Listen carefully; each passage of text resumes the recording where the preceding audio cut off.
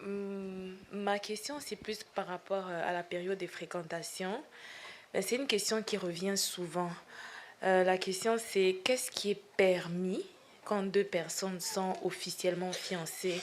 Admettons, les câlins, les bisous, ce genre de choses. Rien.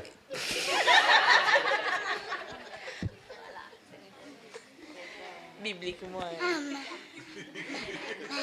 Est-ce qu'il y a un verset qui a... Non, en fait, oui, ben je pose la question comme on m'a posé parce qu'une fois, quelqu'un a dit, il y a une sœur qui me disait, en fait, quand on interdit aux fiancés de s'embrasser, c'est parce qu'en fait, c'est quelque chose qui mène au péché, mais l'acte en soi n'est pas un péché.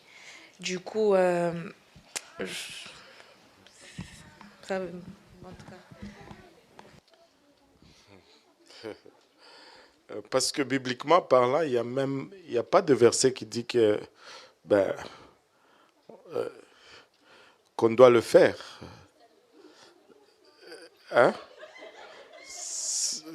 Donc, si on va commencer à se saluer tous par un verset. Là. Mais bibliquement parlant, oui, c'est une question importante. Et techniquement, bibliquement parlant, rien n'est permis. Parce que ce n'est pas ta femme.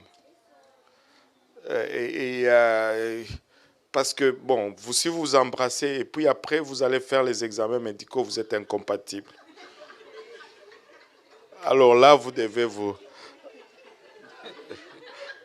On fait comment? Vous vous désembrassez.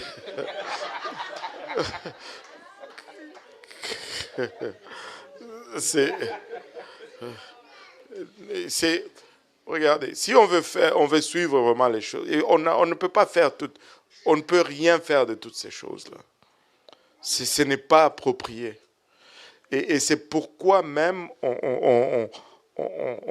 on suggère que la période de fiançailles ne soit pas une période longue.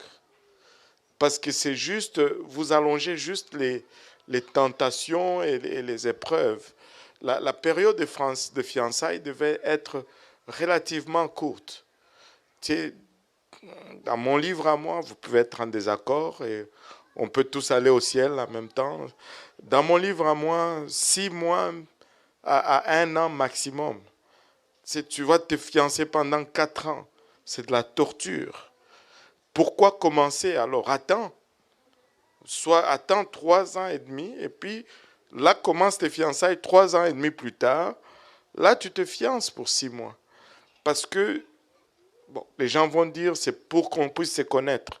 Faux et archi faux. Parce que c'est la période dans laquelle tu apprends le moins de la personne. Allô? Parce que tu es mon fiancé, mais quand tu viens me voir, ben, ou quand je sais que je vais te voir, je sors toujours, mais je suis à mon meilleur. C'est aussi simple que ça, là.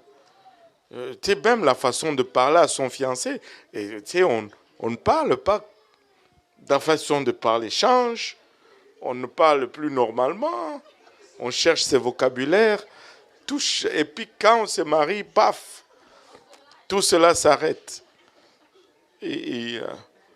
Donc ce n'est pas là c'est pas ça. Donc il faut le faire, il faut observer avant. Puis quand tu as décidé, c'est fini. Et puis le temps d'informer les familles, de se préparer. Et puis bon, hop là, on se marie. Et là, on peut s'embrasser et se tenir la main, tout comme tout ce que vous voulez.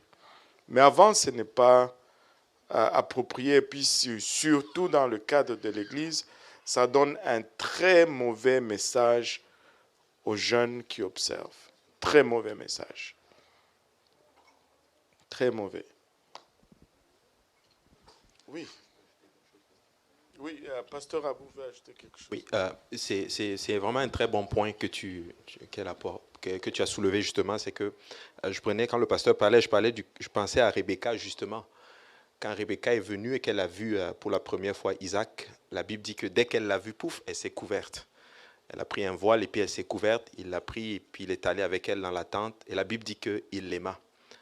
Donc c'est tellement pertinent parce qu'on essaie comme de faire comme un juste milieu entre ce qui se passe dans le monde contemporain et avec la parole de Dieu. Oui, on peut se toucher, oui, on peut faire certaines choses sans pour autant aller plus loin, mais c'est hyper dangereux.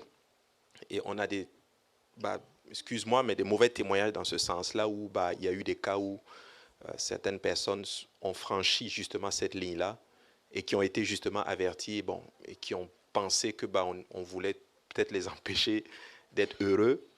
Et finalement, c'est aller là où on ne voulait pas que ça aille justement, tu vois. Et à ce moment-là, c'est bon, c'est ce qu'on appelle, je pense que c'est le pasteur qui avait utilisé ce terme-là, les bébés David. Le bébé de Bathsheba. Le bébé mature à 7 mois. Ouais. Voilà, le bébé mature à 7 mois, par exemple. Donc, c'est hyper dangereux. En fait, c'est juste, si on fait juste comme Dieu veut, c'est sûr que ça va très bien fonctionner. Voilà.